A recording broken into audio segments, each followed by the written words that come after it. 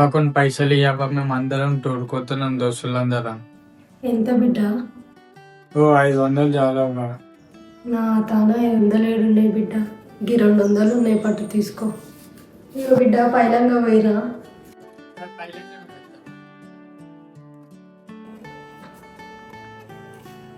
Hello అమ్మా, నేను మీ బాబు వాళ్ళ సార్ని మాట్లాడుతున్నా. చెప్పండి సార్. ఇలా టూర్ ఉందా అమ్మా? మీ బాబు టూర్ గుట్ట రాలేడు, కాలేజ్ గుట్ట రాలేడు, ఎందుకు? అయ్యో వస్తాను, పొద్దుగాల పైసలు తీసుకుని సార్ నా దగ్గరికి వెళ్ళి.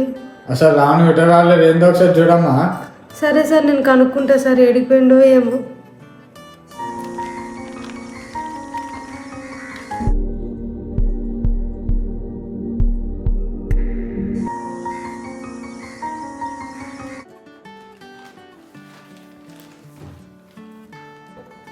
ఏడిపోయినావు రా? పొద్దున్నుంచి కాలేజ్ కూడా పోలేవంట. కాలేజ్ నుంచి సార్ ఫోన్ చేసిండు, ఏడని వెతకాలరా నేను. పొద్దున్నుంచి రోడ్ అంతా వెతికినా, నా మన్మడు ఎటు వేయండు అని.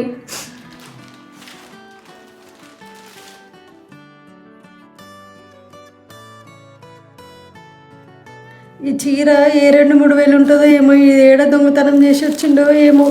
తల్లి లేదు తండ్రి లేదని పెంచితే ఇన్ని ఇట్లా తయారైండు. రాము, రాము, ఏమైందమ్మా? నా మన్మడిని పిలుస్తున్నావు?